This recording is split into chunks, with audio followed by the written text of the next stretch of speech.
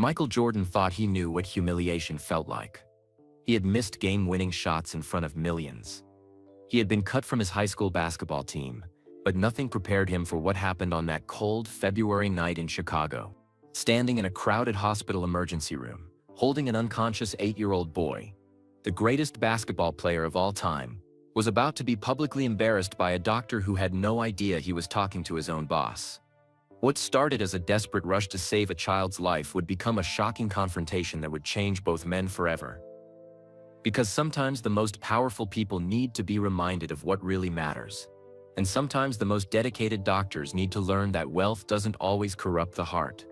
This is the story of one night that transformed a legend and a lifesaver into unlikely partners fighting for something bigger than both of them. The snow was falling hard outside Ahmad Rashad's Southside Chicago home that cold February evening in 2023. Michael Jordan pulled his coat tighter as he walked up the front steps, looking forward to a quiet dinner with his old friend. At 60 years old, Jordan still moved with the grace of an athlete. But tonight he just wanted to relax and catch up with Ahmad. Jordan stepped into the warm house, immediately hit by the smell of his friend's famous chili. Ahmad had been making that same recipe since their broadcasting days together, and it never got old. "Where's that grandson of yours?" Jordan asked, hanging up his coat. He had been looking forward to meeting Jamal, Ahmad's 8-year-old grandson who lived with him. Jamal lifted his head slowly. His normally bright brown eyes looked dull and tired. His dark skin had a grayish tint that made Jordan's stomach drop. "I don't feel good, Grandpa," Jamal whispered. "I'm really tired." Ahmad's face filled with worry. Jamal had been fighting a rare blood disorder for months. The doctors at Children's Hospital had been monitoring him closely, adjusting his medicines, trying different treatments. Before Jamal could answer, his eyes rolled back and he slumped forward. A maid caught him just as he started to fall. "Children's Hospital is downtown," Ahmad said, panic rising in his voice. "That's at least 30 minutes in this snow." Jordan looked at Jamal's pale face and made a quick decision. "What's the closest hospital?" "Mercy General is just 10 minutes away." "But..." "No buts. Let's go." "Mercy General? It's been there forever. Serves the whole Southside community. Not fancy like downtown, but the doctors care about people." "I know who it is," Dr. Webb said loudly, his voice carrying across the crowded waiting room. Everyone stopped talking and turned to look. Jordan felt all eyes on him as Dr. Webb continued speaking. "Mr. Jordan, I don't care if you're the greatest basketball player who ever lived. I don't care if you're rich and famous. This child will be seen in the order he arrived, just like everyone else." The room went completely silent. Ahmad looked shocked. Jordan stood there holding Jamal, feeling embarrassed and angry but mostly worried about the boy in his arms. "Doctor," Ahmad said, stepping forward, "this is my grandson. He has a serious blood condition." Dr. Webb cut him off. "Sir, I've been a doctor for 15 years. I'm tired of celebrities thinking their fame makes them more important than these families who've been waiting patiently for hours." Dr. Webb gestured to the packed waiting room. "Look around you. Every person here needs help. Every child here deserves care. Your friend's money doesn't make this boy's life worth more than theirs." As they settled in to wait, Jordan noticed a hospital administrator talking quietly to a nurse near the front desk. The woman kept glancing in his direction with a strange expression on her face. She seemed to know something that Dr. Webb didn't. What could she possibly know that would matter right now? Jordan shifted in the hard plastic chair, trying to get comfortable. Jamal's small body felt heavier in his arms. As the minutes ticked by, the boy was still unconscious, his breathing shallow but steady. Ahmad sat next to them, checking his watch every few minutes. "It's been an hour," Ahmad whispered. "How long do we have to wait?" Jordan looked around the crowded waiting room. A mother with twin babies had been there when they arrived, and she was still feeding one of them from a bottle. An elderly man with a bad cough sat in the same spot, looking more tired than before. These people had been waiting even longer. Every so often, Dr. Webb would walk through the waiting room, calling names from his clipboard. Each time he passed Jordan's corner, he would glance over with the same cold expression. He never said anything, but his message was clear. "You're not special here." A young woman sitting nearby leaned over. "Don't mind Dr. Webb," she said softly. He's actually a really good doctor. He just has strong feelings about fairness. Can I ask you something? Maria said, glancing around to make sure no one was listening. Why didn't you just go to Children's Hospital? I know they have better equipment for blood disorders. Ahmad answered before Jordan could. It would have taken too long. Jamal needed help right away. As the second hour passed, Jordan noticed more about the hospital around him. The paint on the walls was old but clean. Some of the chairs were held together with tape. The magazines on the side tables were months old, but the staff moved with purpose, and they treated every patient with respect. He watched Dr. Webb through the glass doors that led to the treatment area. Even though the man had been rude to him, Jordan could see that he cared deeply about his work. Dr. Webb spent extra time with an elderly woman who seemed confused. He knelt down to talk to a scared little girl at eye level. During the third hour, Jamal stirred a few times but didn't wake up. His skin was still too pale, and Jordan could feel Ahmed's worry growing stronger. He thought about all the businesses he owned, all the investments his team made on his behalf. Could it be? No, that was impossible. His business managers would have told him if they bought a hospital. Mr. Jordan? Maria was looking at him with concern. Are you okay? You look like you've seen a ghost. But as Dr. Webb finished his phone call and walked back toward the treatment area, Jordan couldn't shake the feeling that something big was about to happen. Finally, just after midnight, Dr. Webb called out, Jamal Rashad. Ahmad jumped up so fast he nearly knocked over his chair. Jordan carefully lifted Jamal and followed Ahmad toward the treatment doors. The words stung, but Jordan handed Jamal over to Ahmad without arguing. As his friend disappeared behind the doors with the doctor, Jordan was left alone in the waiting room with his thoughts. Through the thin walls, he could hear Dr. Webb's voice as he examined Jamal. The doctor's tone was completely different now. Gentle, professional, caring. Whatever his feelings about Jordan, Dr. Webb clearly cared about his patients. Jordan pulled out his phone and scrolled through his contacts until he found his business manager's number. James Morrison had handled Jordan's investments for over a decade. If anyone would know about a hospital purchase, it would be him. But before Jordan could make the call, he heard Dr. Webb's voice getting louder in the examination room. Something was wrong, very wrong. Jordan pressed his ear closer to the wall, trying to hear what was happening in the examination room. Dr. Webb's voice was urgent now, completely different from the cold tone he had used in the waiting room. I'm saying that maybe if you hadn't been so busy making a point about celebrities, he would have gotten help sooner. The two men faced each other in the hallway, and Jordan could feel his famous temper starting to take control. All the frustration and worry of the long night was boiling over. You want to know what I think? Jordan continued, his voice getting louder. I think you cared more about putting me in my place than about helping a sick child. Other people in the waiting room were staring now. Some had their phones out, recording the argument. Jordan didn't care. All his worry about Jamal, all his guilt about not getting the boy help sooner, came pouring out. That child has been unconscious for hours, and you're still making this about celebrity treatment? What is wrong with you? What's wrong with me? Dr. Webb yelled. You show up here thinking you can buy your way to the front of the line. You have no idea what it's like for the families who come here every day. I grew up poor too, Jordan shot back. You think money erases where you came from? You think it makes you care less about kids who are suffering? The question hit Jordan hard, because he couldn't answer it. It had been decades since he worried about money for medical care. But that didn't mean he had forgotten what it felt like. You don't know anything about me, Jordan said, his voice shaking with anger. I know enough, Dr. Webb replied. I know you live in a world where money solves every problem. I know you probably haven't waited in line for anything in 20 years. And I know you think owning things gives you the right to special treatment. Jordan's eyes narrowed. What did you say about owning things? Code Blue, Room 3. Code Blue, Room 3, came over the hospital's speaker system. He's going into shock, Dr. Webb announced, immediately switching back into doctor mode. Get me 2 units of O-negative blood, start dopamine, and prep him for immediate transfer. Jordan watched in amazement as Dr. Webb transformed from the angry man he had been arguing with into a skilled, focused physician. The doctor's hands moved quickly and surely as he worked to stabilize Jamal. He gave clear, precise orders to the nurses. He monitored every machine, every vital sign.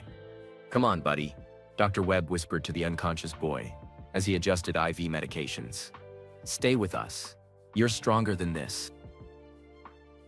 Who exactly was the new owner of Mercy General Hospital, and why did Jordan have the terrible feeling that he was about to find out? He pulled out his phone and scrolled to James Morrison's number. His business manager would be asleep, but this couldn't wait. "James, I need you to check something for me. Have we made any investments in hospitals lately? Specifically, a place called Mercy General on the south side?" There was a pause. Jordan could hear James moving around, probably reaching for his laptop. "I own this hospital?" Jordan asked, though he already knew the answer. "You own it. The purchase went through in August. We've been working with the existing board of directors while planning improvements to the facility." Jordan felt like the world was spinning around him. He had just spent hours being humiliated by a doctor who worked for him. Dr. Webb had lectured him about rich people buying hospitals while working at a hospital that Jordan owned. "James, why didn't you tell me which specific hospital we bought? You said you trusted me to make good investments in the community." Mercy General was struggling financially, but it serves an important role for Southside families. "I thought it was exactly what you wanted." But now, sitting in that same hospital after being treated like an unwelcome stranger, Jordan felt the full weight of the irony. "The board of directors has been asking when you want to visit the facility. They're expecting you to tour the hospital and meet with the staff soon." Jordan almost laughed, but there was no humor in it. "They're expecting me to visit?" Jordan thought about Dr. Webb's angry phone calls, his threats to quit if the new owner tried to change things. The doctor had no idea he had been arguing with his boss all night. "James, I need you to set up a meeting with the hospital staff. Tomorrow afternoon." "Tomorrow," Jordan repeated firmly. "And James, don't tell them who's coming. Just say the owner wants to meet with the senior staff." After hanging up, Jordan walked over to the window and looked out at the snowy streets of his old neighborhood.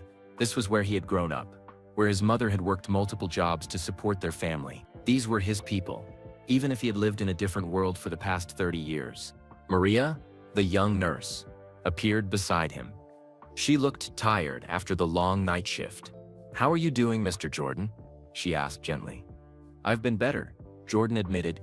"How often do nights like this happen here?" Maria sat down in the chair next to his. "More often than they should. Dr. Webb wasn't lying when he said we're understaffed. We lost 3 nurses last month because they found better paying jobs at suburban hospitals. But the community needs this place," Maria continued. "My family has been coming here for 20 years. When my little brother had asthma attacks, this is where we brought him. When my grandmother had her heart attack, Dr. Webb was the one who saved her life." Maria shrugged. "Not much. We heard it was some investment company. Dr. Webb is worried they'll turn this into a fancy hospital that regular people can't afford. Or worse, that they'll shut down the emergency room completely." Jordan nodded, thinking about the skilled, dedicated doctor he had watched save Jamal's life. Despite their terrible first meeting, he was beginning to understand that Dr. Webb might be exactly the kind of person who could help him improve the hospital. Or would Dr. Webb's assumptions about rich investors destroy any chance of working together to help the community they both cared about? "Challenging how?" Jordan asked. Linda chose her words carefully. "He's very protective of our patients and our mission. He doesn't trust changes that might hurt the families we serve. He's worried about what will happen now that we have a new owner." In the pediatric ward, Jordan met Dr. Sarah Kim, a young doctor who worked closely with Dr. Webb. She was more open than the others, perhaps because she was tired from working a long shift. "I hope you understand how important this place is," Dr. Kim said directly. "We're not just a hospital. We're a lifeline for people who have nowhere else to go." "What would you want me to know about working here?" Jordan asked. Dr. Kim looked around to make sure no one was listening. "We need more staff. We need better equipment. But most of all, we need someone who understands that our patients can't always pay full price for their care. We make it work because we believe healthcare is a right, not a privilege." Jordan thought about her words as they continued the tour. This was exactly why he had wanted to invest in Continuum's services, but he was beginning to understand how complicated it would be to make improvements without destroying what made the hospital special. At 11 a.m., Linda led Jordan to a conference room where the senior staff was waiting. Dr. Webb sat at the far end of the table, his arms crossed and his expression serious. He clearly expected the worst from this meeting. Other staff members sat around the table looking nervous. Maria was there, representing the nursing staff. Dr. Kim sat next to Dr. Webb, probably for moral support. "Everyone," Linda announced, "I'd like you to meet our new owner." Jordan took a deep breath. This was the moment he had been thinking about all morning. In a few seconds, Dr. Webb would learn that the man he had humiliated was actually his boss. But before Jordan could introduce himself, Dr. Webb spoke up. "Before we start," Dr. Webb said firmly, "I want the new owner to understand something. This hospital serves people who can't afford fancy private health care. We don't turn anyone away because they can't pay. We don't give better treatment to rich patients. That's who we are, and that's not going to change." Jordan looked at the man who had been so hostile to him just hours before. Dr. Webb was making the same speech he had probably rehearsed all morning, not knowing he was talking to Michael Jordan. "If you're here to turn this place into a money-making machine that abandons our community, you can fire me right now." Dr. Webb continued, "I won't be part of destroying something that families depend on." The room was completely silent. Maria looked worried. Dr. Kim stared at her hands. Linda Chen looked like she wanted to disappear. Dr. Webb leaned forward in his chair. "So tell us, who are you and what do you really want from this hospital?" Jordan stood up slowly, knowing that his next words would change everything. "My name," he said quietly, "is Michael Jordan, and I think we need to talk." The silence that followed was deafening. Dr. Webb's face went through shock, disbelief, and then something that looked like horror as he realized what this meant. The man he had lectured about privilege and celebrity treatment was sitting across from him as his boss. Dr. Webb stared at Jordan with wide eyes, his mouth slightly open. The color drained from his face as the full weight of the situation hit him. Around the conference table, the other staff members looked just as shocked. Maria gasped and put her hand over her mouth. Dr. Kim sat frozen in her chair. Linda Chen looked like she might faint. You're the owner?" Dr. Webb finally managed to whisper. Jordan nodded calmly. "I am." Dr. Webb put his head in his hands. "Oh, God. Oh, no." The room stayed silent for what felt like forever. Everyone was waiting to see what would happen next. Would Jordan fire Dr. Webb on the spot? Would he storm out in anger? Instead, Jordan sat down and looked around the table at each person. "I can see you're all surprised," he said quietly. "I kept my ownership private because I wanted to understand this hospital before making any changes." Dr. Webb looked up, his eyes filled with regret and fear. "Mr. Jordan, what I said last night was honest." Jordan finished. "You told me exactly what you thought about rich people who buy community hospitals. I want to hear more of that honesty." Dr. Webb looked confused. "You're not going to fire me. For what? For being passionate about protecting your patients? For doing everything you could to save a child's life?" Jordan shook his head. "Dr. Webb, you were doing your job the way you thought was right." Around the table, people started to breathe again. But Dr. Webb still looked tormented. "I was horrible to you," he said. "I made assumptions. I was cruel and unprofessional." Jordan thought about their confrontation in the emergency room. Yes, Dr. Webb had been harsh, but Jordan was beginning to understand why. "Dr. Webb, can I ask you something? How many community hospitals have you seen get bought out and changed in ways that hurt the families they serve?" Dr. Webb sat up straighter. 3 in the last 5 years. All on the south side or west side. All turned into boutique facilities or closed completely. "So when you saw me last night, you thought I was another wealthy person trying to skip ahead of everyone else?" "Yes," Dr. Webb said quietly. "And when you found out I was the new owner, you assumed I would do the same thing to this hospital that happened to those others." Dr. Webb nodded, looking ashamed. Jordan leaned forward. "Dr. Webb, what if I told you that I bought this hospital specifically because I don't want that to happen?" For the first time since Jordan had revealed his identity, Dr. Webb looked up with something other than horror in his eyes. "What do you mean?" "I grew up 15 minutes from here," Jordan said. My family couldn't always afford the best medical care. My grandmother died in a hospital that didn't have the resources to save her. The staff listened carefully as Jordan continued. When I decided to invest in this community, I told my business manager to find services that really mattered to families here. A hospital that serves people regardless of their ability to pay was exactly what I was looking for. Maria spoke up hesitantly. So you're not going to close the emergency room? Close it? Jordan looked surprised. I want to expand it. Last night showed me how much this community depends on having emergency care nearby. Dr. Kim leaned forward. But the hospital is losing money. How can you expand services without making changes that drive away our patients? It was a good question, and Jordan had been thinking about it all morning. Tell me, he said, what would this hospital look like if you had unlimited resources?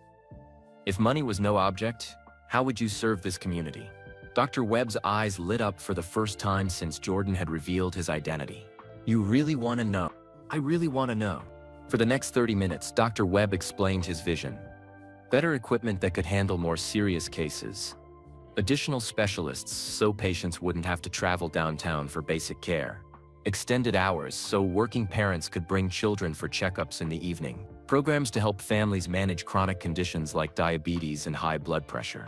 The emergency room could be the foundation, Dr. Webb said, getting more excited as he talked.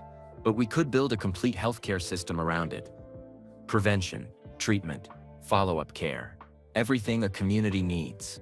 Jordan took notes as Dr. Webb spoke. This was the passion he had seen the night before, but focused on building something instead of protecting it from destruction. How much would all of that cost? Jordan asked. Linda Chen pulled out some financial reports. To do everything Dr. Webb is describing? At least $5 million, probably more.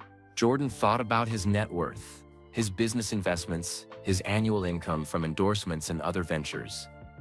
$5 million was significant, but it wasn't impossible. What's the timeline? He asked. If we had funding approval. Dr. Webb looked at Linda.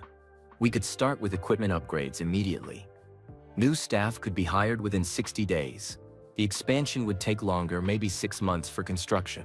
Jordan nodded, but before he could respond, his phone rang. The caller ID showed James Morrison, his business manager. Excuse me, Jordan said, stepping away from the table to answer. MJ, James said urgently. We have a problem. What kind of problem? I just got a call from the hospital's chief financial officer. The board of directors is planning an emergency vote this afternoon. They want to close the emergency department permanently. Jordan felt his blood run cold. What? When? The meeting is at 2 p.m. They're saying the ER loses too much money and the hospital can't afford to keep it open. Jordan looked at his watch. It was 12. James. I thought I owned this hospital. Can't I stop the vote? That's the problem. The ownership transfer isn't completely final yet. The board still has operational control until all the legal paperwork is processed. That won't be complete until next week. Jordan closed his eyes. After everything that had happened, after finding common ground with Dr. Webb, the emergency room might be closed anyway by a board that didn't know or care about his plans. How do I stop this? Jordan asked. I'm not sure you can, James said. Unless you can convince the board to delay the vote until your ownership is official. Jordan hung up and turned back to the conference table. All eyes were on him, and he could see that something in his expression had changed. What's wrong? Dr. Webb asked. Jordan took a deep breath. The board of directors is voting to close the emergency room this afternoon. The room exploded in shocked voices. Dr. Webb stood up so fast his chair fell over. They can't do that, Maria cried. This community needs that emergency room. Dr. Kim added. Jordan held up his hand for quiet. The vote is at 2 p.m. We have 90 minutes to figure out how to stop it. Dr. Webb looked at Jordan with desperate eyes. Can you override their decision? Not until next week, when the ownership transfer is complete. So what do we do? Linda asked. Jordan looked around the table at the faces of people who had dedicated their lives to serving this community. Dr. Webb, who had worked all night to save Jamal's life. Maria, who knew every family that depended on the hospital.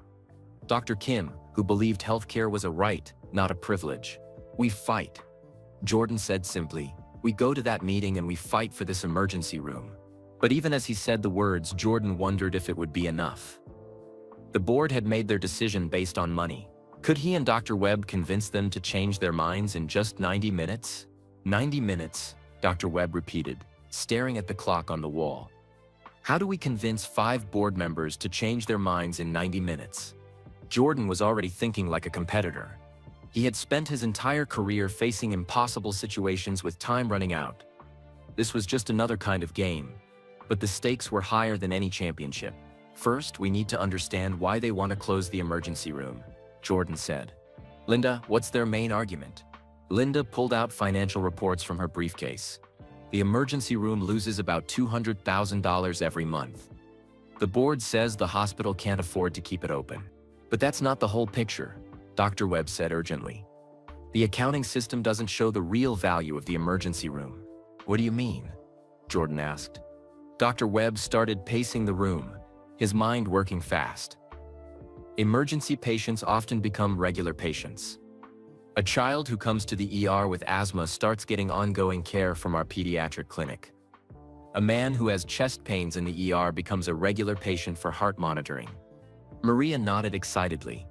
The computer system treats those as separate departments, but they're really connected. Plus, Dr. Kim added, the emergency room prevents more expensive problems. When we catch diabetes early, we prevent costly hospitalizations later. Jordan was taking notes as fast as he could write. So the emergency room actually saves money in the long run. Exactly, Dr. Webb said. But our accounting system doesn't show that connection. Linda looked at her watch. Even if that's true, we only have 85 minutes to prove it to the board. Jordan stood up. Then we better get started. Linda, can you pull all the financial records for the past year? Not just emergency room costs, but everything connected to emergency patients. That's thousands of files, Linda said. Then get everyone to help, Jordan replied. Maria, can you identify families who started as emergency patients and became regular patients? Yes. But Dr. Kim, can you document cases where emergency care prevented more expensive treatments? I can try, but there's so much data. Jordan held up his hand. I know it seems impossible, but we're not just fighting for numbers on a spreadsheet. We're fighting for this community's lifeline. Dr. Webb looked at Jordan with new respect. You really understand what this means. I understand that if we fail, families like yours and mine will have nowhere to go when their children are sick, Jordan replied. For the next hour, the conference room became a war room. Staff members brought computers, files, and meta records. Jordan called his business team and had them rush over with financial analysts. Dr. Webb worked with Maria to identify patient patterns. Kim documented medical cases where early emergency intervention had prevented complications. But as the minutes ticked by, Jordan realized they needed more than just numbers to convince the board. Dr. Webb, he said, the board members don't live in this neighborhood. They don't understand what losing the emergency room really means. You're right, Dr. Webb said grimly. To them, it's just a business decision. Jordan made a choice that surprised everyone, including himself. Then we need to show them what it means to the families who live here. How? Maria asked. We bring those families to the meeting. Linda looked shocked. You want to bring patients to a board meeting? I want to bring community members who can speak for themselves, Jordan said. People who can explain what this emergency room means to their families. Dr. Webb checked the time. We have 30 minutes before the board meeting. How can we possibly get people there that fast? Jordan was already pulling out his phone. Dr. Webb, you know this community better than anyone. If you asked families to come and speak for the emergency room, would they come? Some would, but in 30 minutes? What about Mrs. Martinez? Her grandson was here the same night as Jamal. What about Mr. Walker, the man with heart problems who you've treated multiple times? Dr. Webb's eyes lit up. Mrs. Rodriguez brings her children here every month. The Johnson family lives 2 blocks away. Then let's ask them, Jordan said simply. What happened next was something Jordan had never experienced before. He and Dr. Webb walked through the neighborhood around the hospital, knocking on doors and asking families to come to an urgent meeting. At first, people were confused. Why was Michael Jordan at their front door with Dr. Webb? Why did they need to come to the hospital right away? But when Dr. Webb explained that the emergency room might close permanently, the confusion turned to alarm. "Dr. Webb saved my daughter's life when she had pneumonia," said Mrs. Rodriguez. "Without this hospital, I don't know what we would do. My grandfather has heart problems," said teenage Marcus Johnson. "Dr. Webb caught it early in the emergency room. The doctors say that probably saved his life." One by one, families agreed to come. Some couldn't leave work or had no one to watch their children. But others dropped everything to help save the emergency room that had been there for them when they needed it most. By 1:45 p.m., more than 20 community members had gathered in the hospital lobby. They weren't protesters or activists. They were teachers, mechanics, store clerks, and retirees. They were parents and grandparents who had brought sick children to Mercy General's emergency room. Jordan looked at the group of people who had come to fight for their hospital. Many of them recognized him, but they weren't there because of his fame. They were there because Dr. Webb had asked them to come. "Dr. Webb," Jordan said quietly, "I owe you an apology." Dr. Webb looked surprised. "For what?" "Last night I thought you were just being difficult. I didn't understand that you were protecting something this important." Dr. Webb looked at the families gathered in the lobby, then back at Jordan. "Mr. Jordan, I owe you an apology too. I judged you without knowing who you really were or what you cared about." Jordan extended his hand. "Partners?" Dr. Webb shook it firmly. "Partners." At exactly 2 p.m., the hospital boardroom filled with an unusual mix of people. 5 board members in expensive business suits sat at one end of a long table. At the other end, Jordan and Dr. Webb sat with Linda Chen and the other hospital staff. But what really surprised the board members was the group of community members who filed into the room and took seats along the walls. Board Chairman Robert Sterling looked confused and annoyed. "What is this? This is a private board meeting." Jordan stood up. "Mr. Sterling, I'm Michael Jordan, the hospital's new owner. These community members are here because the decision you're making today affects their lives." Sterling's expression hardened. "Mr. Jordan, while we appreciate your investment in this facility, operational decisions remain with this board until the ownership transfer is complete." "I understand," Jordan said calmly. "But before you vote, I think you should hear what closing the emergency room would mean to the people it serves." Sterling looked at his watch impatiently. "Mr. Jordan, we have financial responsibilities to consider. We can't make decisions based on sentiment." But Jordan was ready for this response. He had spent the last hour learning something more valuable than any business lesson. Sometimes the most important decisions aren't about money at all. "Mr. Sterling," Jordan said, "what if I told you that closing the emergency room would actually cost more money than keeping it open?" Board Chairman Sterling raised his eyebrows skeptically. "Mr. Jordan, our financial analysis shows the emergency room loses $200,000 every month. How could closing it possibly cost us more money?" Jordan looked at Dr. Webb, who nodded encouragingly. They had prepared for this question during their frantic hour of research. "Because your analysis only looks at direct emergency room costs," Jordan explained. "It doesn't account for the revenue generated by emergency patients who become regular patients." He gestured to Linda Chen, who stepped forward with a stack of papers. "In the past year," Linda said, reading from their hastily compiled research, 60% of new patients at Mercy General first came through the emergency room. Those patients generated over $2.8 million in ongoing revenue for other departments." Dr. Webb added, "Emergency care also prevents expensive complications. When we catch heart problems early in the ER, we prevent costly heart attacks later. When we treat diabetic emergencies, we prevent expensive hospitalizations." Board member Dr. Helen Chang leaned forward with interest. "Do you have specific examples?" Before Dr. Webb could answer, an elderly man in the back of the room stood up. Jordan recognized him from their door-to-door visits. "Mr. Thomas Walker." "My name is Thomas Walker," he said in a clear, strong voice. "Dr. Webb caught my heart condition in the emergency room 8 months ago. The cardiologist downtown told me that early treatment probably prevented a major heart attack." Mr. Walker looked directly at the board members. A heart attack would have meant weeks in intensive care surgery, months of recovery. The emergency room visit cost a few $100s. How much would a heart attack have cost? Sterling looked uncomfortable but didn't answer. A middle-aged woman stood up next. "I'm Rosa Martinez. My grandson has asthma. Dr. Webb and his team have treated him in the emergency room 4 times in the past year.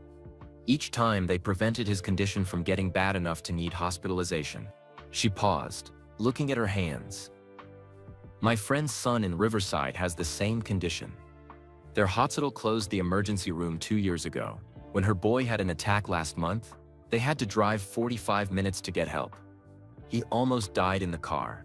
One by one, community members stood and shared their stories. A young mother talked about bringing her baby with a high fever to the emergency room at midnight. A construction worker described how Dr. Webb had treated a job site injury that could have become infected without quick care. Jordan watched the board members' faces as they listened. Some looked moved by the stories. Others seemed impatient. But Sterling remained stone-faced. After the last community member spoke, Sterling cleared his throat. These are touching stories, but we have a fiduciary responsibility to the hospital's financial survival. We can't make business decisions based on emotion. Dr. Webb stood up, his voice passionate but controlled. Mr. Sterling, this isn't about emotion. It's about understanding the true value of what we provide. He walked over to a whiteboard and began writing numbers. You say the emergency room loses $200,000 per month. But what happens to those families when we close? Where do they go for emergency care? To other hospitals, Sterling replied. 45 minutes away, Dr. Webb said. And what happens when a child like Jamal Rashad needs immediate care for a blood disorder? What happens when Mr. Walker has chest pains at 2 a.m.? Dr. Webb turned to face the board. I'll tell you what happens. Some of them don't make it. And the ones who do arrive at distant hospitals as much sicker patients requiring much more expensive care. He wrote more numbers on the board. The city's health department estimates that closing this emergency room would result in at least 12 preventable deaths per year. The lawsuits alone would cost millions. Jordan was impressed by Dr. Webb's presentation, but he could see that Sterling wasn't convinced. The board chairman was focused only on the hospital's immediate financial concerns. Dr. Webb, Sterling said, those costs would be absorbed by other hospitals, not by Mercy General. We have to look at our own bottom line. That's when Jordan realized they needed a different approach. The board was thinking like businessmen, not like community members. He needed to speak their language. Mr. Sterling, Jordan said, standing up, what if I personally guaranteed to cover any emergency room losses for the next 2 years? The room went completely silent. Even Dr. Webb looked shocked. If Dr. Webb is wrong about the emergency room's hidden value, Jordan continued, if it continues to lose money despite the improvements we want to make, I will personally pay every dollar of those losses. Sterling's eyes widened. Mr. Jordan, you're talking about potentially millions of dollars. I'm talking about investing in something that matters, Jordan replied, but I want something in return. What? I want operational control of the emergency room transferred to Dr. Webb immediately. No board oversight for medical decisions. Let him run it the way he thinks it should be run. Dr. Webb stared at Jordan in amazement. Mr. Jordan, that's an enormous financial risk for you. Jordan looked at the community members sitting around the room, then at Dr. Webb. 2 nights ago, you were willing to risk your career to defend your principles. You stood up to someone you thought was a privileged celebrity because you believed it was right. He paused, making sure everyone in the room understood his next words. Dr. Webb, you've spent your entire career taking risks to help people who couldn't help themselves. I think it's time someone took a risk to support your vision. The board members looked at each other uncertainly. Sterling was clearly struggling with the decision. Board member Patricia Holmes spoke up. Robert, if Mr. Jordan is willing to personally guarantee the losses, what's the risk to the hospital? It's not about risk, Sterling replied. It's about precedent. If we let emotion override financial analysis, where does it end? Dr. Chang shook her head. Robert, this isn't emotion. Mr. Jordan has presented a sound business proposal with personal guarantees. The tension in the room was thick. Jordan could see that the board was split. Sterling and one other member seemed determined to close the emergency room. Dr. Chang and Patricia Holmes were leaning toward keeping it open. The 5th member, David Park, hadn't spoken yet. Sterling looked at his fellow board members. We need to vote. All in favor of closing the emergency room permanently. Sterling raised his hand. Board member Richard Thompson joined him. All opposed? Dr. Chang and Patricia Holmes raised their hands. All eyes turned to David Park, the quiet board member who would cast the deciding vote. He was a local businessman who had served on the board for 3 years but rarely spoke at meetings. Park looked around the room at the community members, at Dr. Webb, at Jordan. Finally, he looked at his fellow board members. "I've been thinking about what we've heard today," Park said slowly. "About financial responsibility and community service. About immediate costs and long-term value." He paused, and Jordan held his breath. "I think," Park continued, "that we have a unique opportunity here. Mr. Jordan is offering to take all the financial risk while Dr. Webb provides the medical expertise. The community clearly needs this service." Park raised his hand. "I vote to keep the emergency room open under the conditions Mr. Jordan has proposed." The community members erupted in cheers and applause. Mrs. Martinez was crying with relief. Mr. Walker clapped his hands over his head. Dr. Kim hugged Maria. But the loudest celebration came from an unexpected source. Dr. Webb himself, who walked directly to Jordan and shook his hand firmly. "Mr. Jordan," he said, "I don't know how to thank you." Jordan smiled. "Just take care of the community, Marcus. That's all the thanks I need." As the crowd began to disperse and board members gathered their papers, Jordan felt something he hadn't experienced in years: the satisfaction that comes from using success to help others succeed. But more than that, he felt the beginning of a genuine friendship with Dr. Webb, built on mutual respect and shared values. The boardroom slowly emptied as community members hugged each other and shook hands with Dr. Webb and Jordan. The relief and joy on their faces reminded Jordan why this fight had been so important. Mrs. Martinez approached Jordan before leaving. "Mr. Jordan, I want you to know this isn't just about keeping the emergency room open. You've given us hope that someone with power actually cares about families like ours." Her words stayed with Jordan as he watched the families file out of the room. These weren't just patients or statistics. They were neighbors, parents, grandparents, people who had been overlooked by the healthcare system for too long. Dr. Webb remained behind, still looking somewhat stunned by everything that had happened. "I need to ask you something," Dr. Webb said to Jordan. "Why did you do this? The personal guarantee, I mean, you barely know me, and 2 days ago we were practically enemies." Jordan thought about the question. "Marcus, can I tell you about my grandmother?" Dr. Webb nodded, sitting down in one of the conference room chairs. "Her name was Dolores Jordan." Jordan began. "She helped raise me when my parents were working. She was the strongest, kindest person I ever knew." Jordan looked out the window at the neighborhood beyond the hospital. "When I was 16, she got sick. Really sick. We took her to a hospital not much different from this one. Understaffed, underfunded, trying to do their best with what they had." Dr. Webb listened quietly as Jordan continued. "The doctors and nurses cared about her, just like you care about your patients.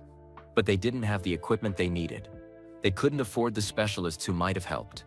She died waiting for treatment that was available 10 miles away at a rich hospital downtown." Jordan turned back to Dr. Webb. "For 30 years I've wondered what would have happened if that hospital had been better funded. If those doctors had been given the resources they deserved." "So this is about your grandmother?" Dr. Webb asked gently. "This is about everyone's grandmother," Jordan replied. "Everyone's child, everyone's parent who deserves the best medical care we can provide, regardless of how much money they have." Dr. Webb was quiet for a long moment. "I'm sorry about your grandmother, and I'm sorry I misjudged you so badly." Jordan sat down across from him. "Marcus, you weren't completely wrong about me. I have been living in a bubble for a long time. Rich people, famous people. We can lose touch with what regular families go through. But you came back," Dr. Webb pointed out. "You could have bought any hospital in the city. You chose this one." "I chose this community," Jordan corrected. "The same community that raised me, that made me who I am." Linda Chen knocked on the conference room door and entered with a thick folder of papers. "Mr. Jordan, Dr. Webb," she said. "I have the preliminary plans for the emergency room expansion. Based on your conversation earlier, I've outlined what we would need to implement Dr. Webb's vision." She spread the papers across the table. Equipment lists, staffing plans, construction timelines, everything needed to transform Murphy General's emergency room into a state-of-the-art facility. "The total cost?" Jordan asked. $4.8 million for the first phase, Linda replied. "That includes new diagnostic equipment, additional staff for the first year, and expanding the physical space." Jordan looked at the numbers without flinching. "When can we start?" Dr. Webb stared at him. Just like that? You're going to spend almost $5 million? Marcus, I spend more than that on my yacht every year. This is an investment in something that actually matters. But Dr. Webb looked troubled. Mr. Jordan, I appreciate everything you're doing, but I need you to understand something. I don't want charity. I don't want a rich owner throwing money at problems without understanding them. Jordan was surprised by the pushback. What do you mean? I want to be a partner in this, not just an employee who implements your vision. If we're going to make this work, I need to know that you respect my judgment about medical decision. Jordan thought about Dr. Webb's concerns. The man had just watched a board of wealthy business people try to close his emergency room based purely on financial calculations. He was worried about losing control again. Marcus, what would make you feel like a real partner in this? Dr. Webb considered the question carefully. I want operational control of the emergency room, like you promised the board. But more than that, I want input on how we spend the expansion money. I want to help hire the new staff. I want to be involved in designing the new facilities. Jordan nodded. Done. What else? I want to set up a community advisory board. Dr. Webb continued. Families like Mrs. Martinez and Mr. Walker should have a voice in how their hospital operates. Good idea. What else? Dr. Webb smiled for the first time since the board meeting ended. I want you to visit regularly, not as an owner checking up on his investment, but as a community member who cares about what happens here. Jordan extended his hand across the table. Partners? Dr. Webb shook it firmly. Partners. Over the next hour, Jordan and Dr. Webb worked with Linda to refine the expansion plans. They discussed hiring priorities, equipment needs, and construction schedules. Jordan was impressed by Dr. Webb's detailed knowledge of every aspect of running an emergency room. One more thing, Dr. Webb said as they finished reviewing the plans. I want to apologize to you publicly. What I did that first night, humiliating you in front of all those families, was wrong. Jordan shook his head. Marcus, you don't owe me a public apology. You were doing what you thought was right. But I was wrong about you. And some of those families probably went home thinking badly of you because of how I treated you. Jordan thought about Mrs. Martinez, Mr. Walker, and the other families who had come to support the hospital that afternoon. They had seen him working alongside Dr. Webb to save their emergency room. That was worth more than any apology. How about this? Jordan suggested. Instead of a public apology, why don't we hold a community meeting in a few weeks? We can tell everyone about the expansion plans, get their input on what they want to see improved. Dr. Webb's eyes lit up, and we can show them that we're working together now instead of against each other. Exactly. As the afternoon turned to evening, Jordan prepared to leave the hospital. It had been less than 48 hours since he first walked through these doors carrying an unconscious child, but everything had changed. Dr. Webb walked him to the parking lot. Mr. Jordan, Michael, I want you to know something. You've restored my faith that wealthy people can actually care about more than just making money. Jordan stopped walking and turned to face Dr. Webb. And you've reminded me that success means nothing if you don't use it to help others succeed. The two men looked back at the hospital building, where lights were on in the emergency room and staff members were caring for the evening's patients. This is just the beginning, isn't it? Dr. Webb asked. Jordan smiled. This is just the beginning.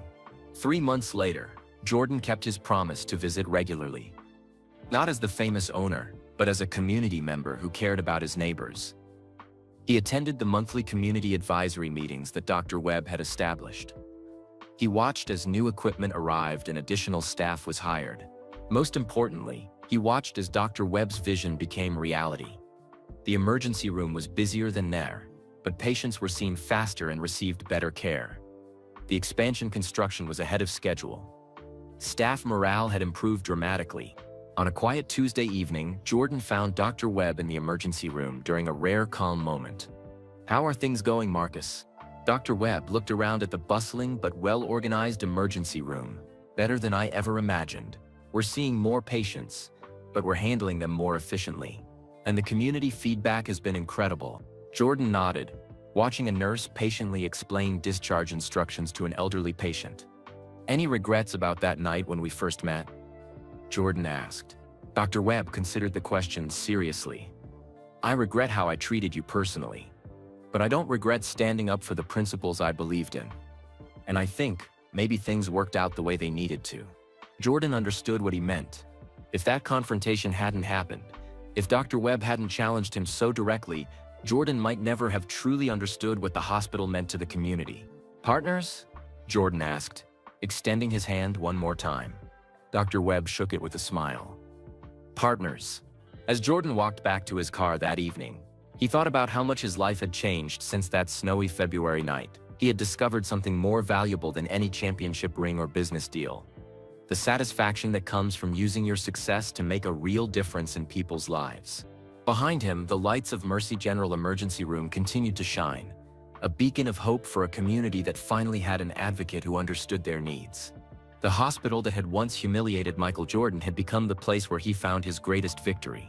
We'd love to know, where are you listening from today? Drop a comment and tell us your city or country. If this story touched your heart or taught you something new, please give this video a thumbs up. It really helps us reach more people with these meaningful stories. And don't forget to subscribe to our channel for many more interesting and inspiring videos just like this one. We share real stories about real people that will make you think, feel, and see the world a little differently. Most importantly, please share this video with your friends and family. Stories like this have the power to spread kindness and awareness in our communities. When we share tales of understanding and compassion, we help create a more empathetic world for everyone. Thank you for listening, and we'll see you in the next story.